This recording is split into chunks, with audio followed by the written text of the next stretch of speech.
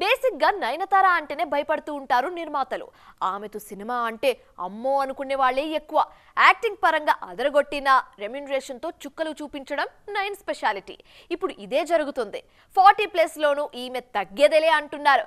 తాజాగా ఓ సినిమా కోసం record remuneration demand చేస్తున్నారు ఈ బ్యూటీ.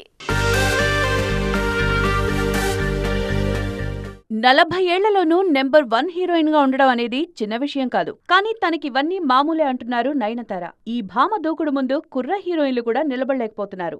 ఈ రోజు కూడా ఒక్కో సినిమాకు 15 కోట్ల వరకు రెమ్యునరేషన్ తీసుకుంటూ చాలా మంది హీరోయిన్లకు నిద్ర లేకుండా చేస్తున్నారు నయన్. జవాన్ తర్వాత ఈమె రేంజ్ ఇంకా పెరిగిపోయింది. 20 ఏళ్లుగా సౌత్ సినిమాల్లోనే నటించిన నయన్ ఇక్కడే రికార్డ్ రెమ్యునరేషన్ తీసుకున్నారు. ఇప్పటికీ సినిమాకు 8 నుంచి 10 కోట్ల వరకు తీసుకుంటోన్న ఈ బ్యూటీ ప్రమోషన్కు కూడా రానని ముందే చెప్తుంటారు. ఇన్ని కండిషన్స్ పెట్టినా ఆమె క్రేజ్ ముందు అన్నీ చెల్లుతున్నాయి. జవాన్ తర్వాత బాలీవుడ్లోనూ ఈమెకు మార్కెట్ పెరిగింది.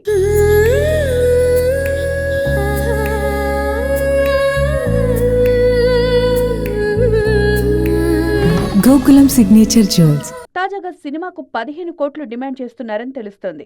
చిరంజీవి, అనిల్ రావిపూడి సినిమా కోసం నయనతార పేరును పరిశీలిస్తున్నారు మేకర్స్.